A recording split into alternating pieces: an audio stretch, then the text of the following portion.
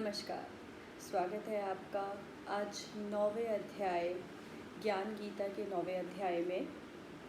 8वें अध्याय तक हमने ये सब समझा जहाँ श्री कृष्ण ने बताया कि किस प्रकार हमारे शरीर के अंदर क्रियाएं हो रही हैं और हमारे शरीर के जो सूक्ष्म शरीर है, जो हमारा माइंड है, जिसे आत्मा कह सकते हो, अवचेतन मन कह सकते हो, जिस भी नाम से आप उसे पुकारें, वह अव्यक्त है। ठीक है।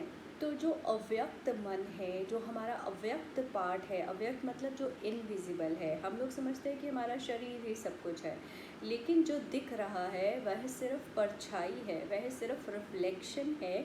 उसका जो असली पार्ट है वह सब ऊपर हमारे सबकॉन्शियस में है, या हमारी आत्मा कह सकते हो, या हमारा हायर सेल्फ कह सकते हो। ये बताया श्री कृष्ण ने। उन्होंने बताया इसी प्रकार ये जो हमारी आत्मा है, जो हमारा सूक्ष्म शरीर है, हम सब का, वह कहाँ रहता है? इस ब्रह्मांड में रहता है, इस यूनिवर्स में रहता है, इस स्पेस में रहता है। तो जैसे कि हमारे शरीर के अंदर सब चीज़ें काम करती हैं, एक व्यवस्था चल रही है, एक लॉ है, एक सिस्टम गवर्न कर रहा है, उसी प्रकार हमारे इस पूरे यूनिवर्स के अंदर एक ऑटो सिस्टम जो है वो चल रहा है। ऑटो पायलट मोड पे सब कुछ चल रहा है। तो उनके अकॉर्डिंग वहाँ भी सारे 5 एलिमेंट्स हैं, माइक्रो ऑर्गेनिजम्स हैं, सिस्टम है, जो बॉडी दिख रही है, फिज़िकल बॉडी, जिसमें देवी देवता हैं, जिसके अंदर जितने भी पदार्थ हैं जो हम लोग सब जानते हैं, जिनके बारे में, जिनकी हम पूजा भी करते हैं, जिनसे हम सीख लेते हैं, जिनको हमने देखा है, वह सब इस ब्रह्मांड की बॉडी में, इस ब्रह्मांड की शरीर में है। परंतु उसमें बहुत खूबसूरत भाग उन्होंने कहा कि जो दिख रहा है वो रिफ्लेक्शन है, वो माया है। जैसे तुम्हारा शरीर जो दिख रहा है वो माया है, असली में तुम आत्मा रूप में हो, आप सूक्ष्म शरीर में हो। इसी प्रकार वह कह रहे हैं कि जो दिख रहा है, चाहे देवी देवता तुम्हें दिखते हैं, चाहे ब्रह्मांड तुम्हें दिख रहा है, 5 तत्व तुम्हें दिख रहे हैं, सब कुछ जो दिख रहा है मेरे शरीर, वह मेरी माया से बना है, वह मेरा एक इल्यूजन है, एक मेरा रिफ्लेक्शन है। परंतु मैं इससे ऊपर सूक्ष्म शरीर में ये सब कुछ चला रहा हूँ।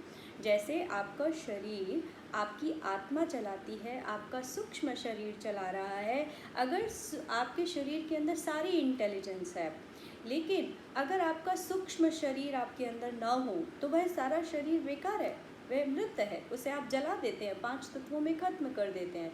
इसी प्रकार वह कह रहे हैं कि मैं निराकार अविनाशी परमात्मा उस ब्रह्मा के सूक्ष्म शरीर के रूप में इस सब के पीछे एक बैकग्राउंड में सब कुछ चला रहा हूँ। क्योंकि मैं बैकग्राउंड में हूँ इसलिए कोई मुझे देख नहीं पाता, इसलिए कोई मुझे समझ नहीं पाता, इसलिए तुम लोग, जो तुम्हें दिख रहा है, सिर्फ उसी के बारे में बात करते हो, उसी की पूजा करते हो, उसी के लिए सब कुछ करते हो, राइट। तो वे बार बार यही बात कह रहे हैं। अब 9वें अध्याय में वे क्या कहते हैं इसे समझते हैं। Let's understand what is he saying. उन्होंने कहा, श्री कृष्ण इस अध्याय में कह रहे हैं, हे अर्जुन, तेरे जैसा दोष रहित भक्त के लिए यह परम गुरु ज्ञान, ये रहस्य मैं बताऊंगा, जिसे जानकर तुम संसार के सारे कलेशों से मुक्त हो जाओगे। सो वो कह रहे हैं कि ये सारे जो रहस्य मैं तुझे अभी बताने वाला हूँ, उन सबको जानकर तू अब सब चीज़ों से मुक्त हो जाएगा। यह ज्ञान सर्वोपरि है, जो ज्ञान वह दे रहे हैं। The knowledge which Shri Krishna is giving is the highest knowledge. सब गोपनीय है, इट इज़ अ सीक्रेट, शुद्ध है, बहुत प्योर है, क्योंकि ये आत्मा को मुक्त करने वाला, अतः यह अविनाशी और सुगम है। तो वह कह रहे हैं कि तुम इतनी धर्म की पूजाएं और इतना सब कुछ जैसे जैसे प्रचलित है, इतनी मेहनत करते हो, इतना सब कुछ करते हो, लेकिन जो मेरा मार्ग है, जो मुझे निराकार रूप में पूजने का मार्ग है, वह बहुत सुगम है और वह अविनाशी है। भक्ति में श्रद्धा अर्जुन कहते हैं, श्री कृष्ण कहते हैं, हे अर्जुन, जो लोग इस भक्ति में श्रद्धा नहीं रखते, वे बार बार जन्म मृत्यु के मार्ग पर वापस आते हैं, वे मुझ में मिल नहीं पाते। क्योंकि जो इस मेरे माया को ही सब कुछ सच समझते हैं, वो इस माया में ही घूमते रहते हैं। शरीर छोड़ते हैं, आत्मा रूप में इसी ब्रह्मांड में घूमते रहते हैं, फिर वापस शरीर धारण करते हैं। तो वह आवागमन की मुक्ति नहीं पा पाते, वह वहीं पर ही घूमते रहते हैं। मेरे द्वारा बनाई हुई सारी वस्तुएं मुझ में स्थित नहीं रहती, जबकि मैं समस्त जीवों का पालन करता हूँ। वह कह रहे हैं कि सूक्ष्म शरीर से मैं इन सबको पालन कर रहा हूँ, लेकिन सब मेरे पास नहीं आ पाते, क्योंकि उनके अंदर के संकल्प कुछ और चीज़ों के हैं। तो जिस चीज़ का आपका संकल्प होगा आप उसी को पाओगे। मैं सर्वव्यापी हूँ, लेकिन मैं इस विराट रूप का अंश नहीं हूँ। तो वह कह रहे हैं कि मैं हर जगह हूँ, हर जगह पर हूँ, लेकिन जो ये ब्रह्मा की जो बॉडी दिख रही है, मैं सूक्ष्म रूप में तो हर जगह हूँ, लेकिन प्रत्यक्ष रूप में मैं कहीं भी नहीं हूँ। मैं विजिलेंट नहीं हूँ। अगर आपका सूक्ष्म शरीर आपके फिजिकल बॉडी के साथ सामने आके खड़ा हो जाए तो बहुत मुश्किल हो जाएगी। दिखाई नहीं दे रहा, लेकिन चला वही रहा है। तो इसी प्रकार वह कह रहे हैं कि मैं हूँ, मैं सर्वव्यापी हूँ। आपका सूक्ष्म शरीर आपके शरीर के रोम रोम में है। सर के चोटी वाले भाग से पैर के तलवों तक आपका सूक्ष्म शरीर काम कर रहा है। Your super intelligence is working inside your body every day, every second, without even taking a break. So that's how the Brahma, the Par Brahma, the ultimate source, the universal supreme power is working with the behind this Brahmand, this universe, silently. It means I am present in everything present in this universe, but as an invisible force and as unmanifested form. तो वो manifest नहीं हो सकते, लेकिन वो है सबके अंदर। मैं अव्यक्त हूँ। तो श्री कृष्ण उस निराकार रूप के बारे में कह रहे हैं कि वह अव्यक्त है, वो एक्सप्रेस नहीं कर सकता, वो बैकग्राउंड की तरह है। जैसे वायु सदा आकाश में विद्यमान रहती है, उसी प्रकार सब प्राणी मुझ में स्थित हैं। अब आप देखिए, किसी कैनवस का बैकग्राउंड ले लीजिए, उसके ऊपर आप कितने पेंट कर देते हैं, कितनी सीनरीज बना देते हैं, आपको ऊपर के सीन दिखाई देते हैं, लेकिन बैकग्राउंड पीछे है तभी तो सीन बन रहा है। अगर कैनवस का बैकग्राउंड ही नहीं होगा तो सीनरी कैसे बनाएंगे? तो जो भी सीनरी, जो ब्रह्मांड बन रहा है, उसके पीछे जो नहीं दिख रहा पर वो है। तो वही बार बार वे कह रहे हैं कि सब प्राणी जितने भी ये चित्र बन रहे हैं, ये मेरे कैनवस पर ही बन रहे हैं, मेरे बैकग्राउंड पर बन रहे हैं। कल्प के अंत होने पर सब मेरे में प्रवेश करते हैं। आई कोट, श्री कृष्ण कह रहे हैं, मेरे अधिष्ठता के साकाश से ये मेरी माया चराचर सहित सर्व जगत को रचती है। इसके ऊपर कहे हुए हेतु से ही यहाँ संसार आवागमन चक्र में घूमता है। ऐसा होने पर भी संपूर्ण भूतों से महान ईश्वर रूप मेरे परम भाव को न जानने वाले मूर्ख लोग मनुष्य का शरीर धारण करने वाले मुझ परमात्मा को तुच्छ समझते हैं, अर्थात साधारण मनुष्य समझते हैं। परंतु हे कुंती पुत्र, देवी प्रकृति के आश्रित हुए जो महात्मा जन हैं, वह तो मेरे को सब भूतों सनातन कारण और नाश रहित अक्षर स्वरूप जानकर अनन्यमय से युक्त होकर निरंतर भजते हैं। तब यहाँ श्री कृष्ण कह रहे हैं कि जब उन्होंने अपना विराट रूप बताया कि मैं वह अक्षर ब्रह्म हूँ, परंतु कभी कभी यह संसार का उद्धार करने के लिए जब मैं किसी शरीर में आता हूँ, किसी अवतार को लेकर आता हूँ, जैसे श्री कृष्ण आए थे, तो जो मूर्ख बुद्धि वाले लोग हैं, जो कम बुद्धि वाले लोग हैं, वह मुझे इंसान समझ लेते हैं, वह मुझे मुझ जैसे परमात्मा को, विराट रूप को तुच्छ समझते हैं, मुझे साधारण मनुष्य समझते हैं। परंतु वे कह रहे हैं, हे कुंती पुत्र, देवी प्रकृति मतलब जो देव प्रकृति वाले हैं, जिनको बेसिक अंडरस्टैंडिंग है, ज्ञान है, जिनकी ज्ञान नेत्र खुले हुए हैं, वैसे महात्मा जन मेरे को सब भूतों सनातन कारण नाश रहित अक्षर स्वरूप जानकर अनन्य मन से युक्त हुए निरंतर भजते हैं। तो वैसे ज्ञानी पुरुष मुझे देख पाते हैं, मेरे उस निराकार रूप में ही मुझे भजन करते हैं, अपने अनन्य प्रेम श्रद्धा भाव से अपने को मुझ में समर्पित करते हैं। दृढ़ निश्चय वाले मेरे गुणों का कीर्तन करते हैं, जो दृढ़ निश्चय करके मेरे गुणों का कीर्तन करते हैं।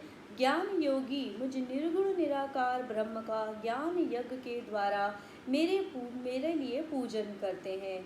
दूसरे मनुष्य पृथक पृथक रूप से मेरा सिमरण करते हैं। वे कहते हैं जो ज्ञान यज्ञ करते हैं, जिनका ज्ञान नेत्र खुला हुआ है, जो विजडम से हैं, जो मेरे निराकार रूप को समझते हैं, वह मेरे उस रूप को पूजा करते हैं। परंतु जो दूसरे मनुष्य हैं वह अलग अलग रूपों से भी मेरा सिमरण करते हैं। जैसे वैदिक ऋतुओं में, मतलब जो वैदिक रिचुअल्स हैं, ऋतु में मैं हूँ, तो योग में मैं हूँ। वे कहते हैं जितने सेक्रीफाइसेस आप करते हो, जो हवन करते हो, स्वधा में मैं हूँ, औषधि में मैं हूँ, मंत्र का जो आप जाप करते हो वो मंत्र भी मैं ही हूँ, घृत जो आप हवन करते समय डालते हो, जो घी आप डालते हो वह भी मैं हूँ, अग्नि जिसमें आप डाल रहे हो वह भी मैं ही हूँ, हवन रूप मैं हूँ। तो श्री कृष्ण कह रहे हैं कि उस निराकार रूप में, क्योंकि जैसे हम सूक्ष्म शरीर से अपने शरीर के एक एक पार्ट में विद्यमान रहते हैं, उसी प्रकार इस ब्रह्मांड की बॉडी को अगर फिजिकल बॉडी ऑफ दैट निराकार कहा जाए, तो निराकार अपने इस स्थूल शरीर, स्थूल ब्रह्मांड के कण कण में है। तो आपके सिस्टम में, आपकी बॉडी में जो भी सिस्टम, जैसे भी जो नस, छोटी से छोटी नर्व के अंदर भी आप ही हैं, आपकी सुपर इंटेलिजेंस है। इसी प्रकार सूक्ष्म शरीर में उस सुपर इंटेलिजेंस का हर चीज़ में विद्यमान होना स्वाभाविक ही है। इसीलिए वह कह रहे हैं कि जो तुम हवन कर रहे हो, जो तुम हवन के अंदर घी डाल रहे हो, जो अग्नि है, हर चीज़ में मैं ही हूँ। वह कह रहे हैं, आई कोट, 3 वेदों में विधान किए हुए सकाम कर्मों का करने वाला, सोमरस पीने वाला, पापों से पवित्र हुए पुरुष मेरे को यज्ञों के द्वारा पूज कर स्वर्ग की प्राप्ति को चाहते हैं। वे पुण्यों के फल स्वरूप स्वर्ग का सुख भोग कर पुण्य क्षीण हो जाने पर फिर मृत्यु लोक में वापस आ जाते हैं। तो वे कह रहे हैं कि मैं तीनों वेदों के विधानों को रचने वाला हूँ, सारे कर्मों को करने वाला हूँ। जो लोग यहाँ पर इस दृष्टि से प्रेम से, मुझे प्यार से पूजते हैं, हर रूप में भक्त मेरी पूजा करते हैं, तो वे निश्चय ही अपने पापों को ख़त्म करते हैं, अपने पुण्यों को कमाते हैं। तो उन पापों से पवित्र हुए जो पुरुष मेरे को यज्ञ द्वारा पूजा करके उस स्वर्ग को प्राप्त होते हैं, उस हेवन को प्राप्त होते हैं, वह पुण्यों के फलस्वरूप स्वर्ग को भोग कर अपने अपने फलों को, जो स्वर्ग में जो पुण्य कर्म उन्होंने किए उसके जो फ्रूट है, उसका जो कर्मिक आप कह सकते हो रिजल्ट है, उसे लेने के बाद जब वो खत्म होने लग जाता है, वो जो पुण्य कर्म जब खत्म होने लग जाते हैं, तब वे फिर से मृत्यु लोक में आ जाते हैं। परंतु जो अनन्य भाव से मेरे में स्थित होकर भक्तजन मुझ परमेश्वर को निरंतर चिंतन करते हुए निष्काम भाव से भजते हैं, उन नित्य एक भाव से मेरे में स्थित रहने वाले पुरुषों का योग क्षेम मैं स्वयं प्राप्त कर लेता हूँ। अर्जुन, यद्यपि श्रद्धा युक्त हुए सकामी भक्त दूसरे देवी देवताओं को पूजते हैं, वो भी मेरे को ही पूजते हैं, किंतु उनका वह पूजन अविधि पूर्वक है।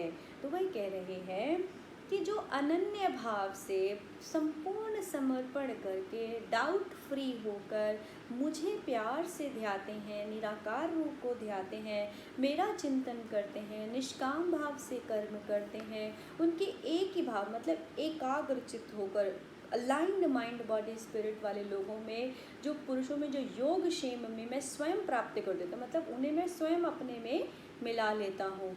अर्जुन, यद्यपि श्रद्धा युक्त हुए सकामी भक्त, जो श्रद्धा से युक्त सकामी भक्त हैं, दूसरे देवी देवताओं की पूजा करते हैं, क्योंकि वह उन्हीं को जानते हैं उस ब्रह्मांड के अंदर रहते में, तो वह भी एक तरह से मेरी ही पूजा कर रहे हैं कि मेरे ही शरीर के भाग में अगर वो मेरे ही देवी देवताओं की पूजा कर रहे हैं, तो वह भी मुझ तक ही आ रही है, किंतु उनका वह पूजन अविधि पूर्वक है, लेकिन वह पूर्ण विधि नहीं है, अर्थात अज्ञान पूर्वक, क्योंकि संपूर्ण यज्ञों का भोक्ता और स्वामी मैं हूँ, आता तो सब कुछ मेरे पास है, परंतु वे मुझ अधियज्ञ स्वरूप परमेश्वर तत्व को नहीं जानते, क्योंकि वे मेरे सूक्ष्म शरीर को नहीं जानते, इसलिए वे भक्त बार बार गिरते रहते हैं। तो जिस चीज़ को वे चाहते हैं, जैसे हमने देखा था कि जो इम्प्रिंट्स हमारे पास हमारे सूक्ष्म शरीर में रहेंगे, वही लेवल पर हमारा फिर से मकान, हमारा फिर से शरीर वापस वही धारण हो जाएगा। इसीलिए इस बात को बार बार वे कह रहे हैं कि उनका किया हुआ पूजा आता तो मेरे पास ही है, परंतु वे मेरे पास नहीं आ पाते। वह वापस उसी ब्रह्मांड में आते रहते हैं, गिरते रहते हैं, जन्म और मृत्यु के अंदर घूमते रहते हैं, अर्थात पुनर्जन्म को वह प्राप्त नहीं होते। मेरे भक्त मुझको प्राप्त होते हैं, इसलिए मेरे भक्तों का पुनर्जन्म नहीं होता। लेकिन जिनके अंदर किसी का भी इम्प्रिंट ही नहीं रहेगा सूक्ष्म शरीर पे, वह उस निराकार नथिंगनेस, उस एक्सिस्टेंस को अगर ध्यान रहे हैं, तो डेफिनेटली जब हम सूक्ष्म शरीर में जाएंगे तो उस नथिंगनेस में मर्ज हो जाएंगे, उस सूक्ष्म शरीर में एकाग्रित हो जाएंगे। वे कहते हैं, अर्जुन जो कर्म करता है, जो खाता है, जो हवन करता है, जो दान करता है, जो स्वधर्म आचरण करता है, वह सब मेरे अर्पण कर। कह रहे हैं कि तू जो कुछ भी कर रहा है ना, वो सब कुछ मेरे अर्पण कर। Whenever you are eating something, कुछ भी कर रहे हो, whatever karma you are creating, just involve that nirakar, that par brahma, that power with you in everything you are doing। तब आपके सारे कर्म उन्हीं को समर्पित हो जाएंगे। इस प्रकार कर्मों को मेरे में अर्पण करने रूप संन्यास योग से मुक्त हुए मन वाला तो शुभ फल स्वरूप को पाएगा। तो जब आप सब कुछ उसे समर्पित कर देंगे, अच्छा भी बुरा भी, तो अहंकार का भाव नहीं आएगा, मैं की भावना नहीं रहेगी, वैर द्वेष नहीं रहेगा, जो कुछ भी हुआ सब उसी को समर्पित कर दो। ठीक है, तो इससे से क्या होगा कि आप हल्के रहोगे, आपके अंदर के इमोशंस जो है वो एग्रीवेट नहीं होंगे, वो ट्रिगर नहीं होंगे, आपकी धीरे धीरे ये प्रकृति बन जाएगी कि जो है मैंने उसको दे दिया। जैसे कि हम छोटे बच्चों का सेशंस करते हैं, तो जब बच्चे लड़ते हैं या गुस्सा मान जाते हैं कि उसने मुझे ये कहा, मुझे ये अच्छा नहीं लगा, तो हम एक छोटी सी एक्टिविटी करवाते हैं बच्चों से। हम उन्हें कहते हैं कि एक चार्ट पेपर पर हम एक हैंड बनवाते हैं और हम कहते हैं ये गॉड का हैंड है। ठीक है, अगर आपको कोई कुछ भी कहे ना, आप इस पेपर पे जाके लिख देना। अगर किसी ने बोला इडियट, तो वो इडियट को अपने अंदर मत आने दो, उस इडियट को जाकर उस पेपर पे लिख दो कि वो चीज़ आप गॉड के हैंड को दे दो। सो दिस इज़ हाउ आपने जो कुछ भी आपको मिल रहा है, अगर आप नहीं लेते तो डेफिनेटली वो आपने उस गॉड के हैंड को दे दिया, मतलब आपने एक तरह से सबकॉन्शियस लेवल पर वो समर्पित कर दिया। तो कहते हैं जब आप नहीं बोलते तो प्रकृति बोलती है। इसका मतलब ये है कि जब अब आप अपने लॉजिक्स, अपने तर्क वितर्क, अपना दिमाग चलाकर कुछ भी करने की कोशिश करते हैं, कॉन्ट्रडिक्शंस में चले जाते हैं, एक तो कर्मा क्रिएट कर रहे हैं, दूसरी तरफ भी कर्मा क्रिएट हो रहा है, तो आप कार्मिक चेन बढ़ा रहे हैं। इससे अच्छा कि जो कुछ हो रहा है वो जाकर वहीं दे दें, तो अपने इमोशंस भी डिस्टर्ब नहीं होंगे, सेकेंडरी इमीडिएट कर्मा भी क्रिएट नहीं होगा। और पहले जिस तरह से मैंने बताया है कि हमें पूछना है कि what do I need to understand, वो सारा सिस्टम वो फॉलो करें, तो डेफिनेटली आप सेकेंडरी कर्मा क्रिएट नहीं करेंगे। बट बिलीव मी, अगर सामने वाले ने बॉल फेंकी है और वो बॉल आपने उस हैंड को दे दी, तो वो बॉल वापस उसी के पास जाएगी। आप तो दृष्टा बनकर देख रहे हैं, लेकिन अगर आप बीच में आते हो, उसकी बॉल ले लेते हो और दूसरी बॉल फेंकते हो, बॉल का गेम शुरू हो जाता है। तो ये तो आपकी कॉन्शियस चॉइस है कि आप क्या करना चाहते हो। ठीक है, तो यही श्री कृष्ण बोल रहे हैं कि तू उस लेवल पर मेरे पास सब कुछ मुझे समर्पित कर दे। अगर कोई दुराचारी भी अनन्य भाव से मेरा भक्त हुआ, मेरे को निरंतर भजता है, वह साधु मानने योग्य है। वह कह रहे हैं कि दुराचारी से दुराचारी व्यक्ति भी अगर मुझे मेरा ध्यान करता है, मेरे अंदर अपने आप को एकाग्रचित करता है, तो वह साधु मानने योग्य है। अंगुलीमाल, उसकी कहानी हम सब ने सुनी, कितने खून किए उसने, कितने लोगों की उंगलियां मारी, काट कर गले में लगा दी, लेकिन जब वो भक्त बना, जब बुद्धा की शरण में गया, तो सच्चे मन से उसने अपने आप को उस लेवल पर क्रिएट किया कि वह उस परमात्मा के निराकार रूप में एकाग्रचित हो गया और वह सबसे बड़ा साधु बना। उसका प्रमाण दिया। ऐसा नहीं कि जब अंगुली मार को जब लोगों को वो मारता था और जब वो साधु बना और जब वो भिक्षा मांगने गया तो लोगों ने उसे एक्सेप्ट कर लिया, क्योंकि जितना उसने लोगों को मारा था, वो सारी बॉलें जो पहले बन गई थी, वो सारी बॉल्स तो वापस आएंगी। तो लोगों ने पत्थर मारे, तिरस्कार किया, उन्हें बहुत नफरत दी, अंगुली मार्क को इतनी जल्दी एक्सेप्ट नहीं किया, लेकिन उसने बिना एक शब्द कहे सब कुछ स्वीकार किया, क्योंकि उस समय ये उसे एहसास हो गया था कि ये उसकी ही फेंकी हुई बॉल्स थी कि उसके पास वापस आनी ही है। उसने उन लोगों के गंदे शब्द, उनकी जो भी कुछ लोगों ने उसे दिया, वो चुपचाप स्वीकृत किया विदाउट थ्रोइंग एनी इंटेंशन और थ्रोइंग एनी थॉट, सेकेंडरी और इमीडिएट कर्मा क्रिएट किए बिना। तो ऐसे योगी को वह अपने आप अपनी शरण में ले लेते हैं, तभी वह सच्चा योगी बन पाया। क्योंकि वह यथार्थ निश्चय वाला है, इसलिए वह शीघ्र ही धर्मात्मा हो जाता है। तो निश्चय, अगर उस पथ पर चल रहे हो तो इतना आसान नहीं है, वह पथ गुजर कर जाना पड़ेगा। डायमंड बनने के लिए उस प्रोसेस से गुजरना ज़रूरी है, that is the necessary condition. अगर आज आपने चॉइस ली है कि मुझे अपनी डायमंड अगर मैं हूँ तो मुझे अपनी शक्ति से अपने उस रोशनी को दुनिया में फैलाना है, अगर आपने ये चॉइस ली है तो you have to go through that process. नहीं तो कोयले और हीरे में कोई फ़र्क नहीं है, ठीक है। लेकिन मोल में फ़र्क कब आता है? जब कोयला एक प्रोसेस से निकलता है और उसकी शाइन जब लोगों तक पहुंचती है, तब उसकी कीमत अलग हो जाती है। तो अगर आप चॉइस करते हो कि आपको डायमंड की तरह निखरना है, तो ये प्रोसेस आपका है, उसमें फिर रो मत, उसमें कंप्लेन और क्रिबिंग मत करो। नहीं तो दूसरी तरफ हो, दूसरी तरफ रहो, कोयले हो तो कोयले की तरह रहो। This is your conscious choice, you need to decide. तो वह कह रहे हैं कि जो निश्चय करने वाला है वह शीघ्र ही धर्मात्मा हो जाता है, सदा परम शांति को प्राप्त होता है। वह कहते हैं मनुष्य का शरीर बड़ा दुर्लभ है, बहुत मुश्किलों के बाद ये शरीर मिला है, परंतु नाशवान है। पता नहीं है एक सेकंड का भी कि कब नाशवान, कब खत्म हो जाएंगे। हम सोचते तो बहुत हैं, 10 सालों की भी सोच लेते हैं, लेकिन किसी को नहीं पता था ऐसी सिचुएशन जो आज हम लोगों की ज़िंदगी में आई है कि कभी ज़िंदगी में आ सकती है। ना हमारे दादा परदादा, हमारी पेरेंट्स, किसी ने ऐसी सिचुएशंस शायद नहीं देखी जो आज हम लोग देख रहे हैं, ठीक है। तो किसी को नहीं पता था, लेकिन इसके साथ भी हम निर्वाह कर रहे हैं, सीख रहे हैं, समझ रहे हैं। तो वह कह रहे हैं कि शरीर बहुत दुर्लभ है, टाइम बहुत कम है, पता नहीं कब नाशवान हो जाए, और सुख रहित है, सुख रहित भी है, हर वक्त सुखी सुख नहीं है, दुख है, तभी हम इवॉल्व हो रहे हैं। इसलिए काल का भरोसा न करके, इसलिए ये मत सोच कि बहुत टाइम है, काल का भरोसा मत कर।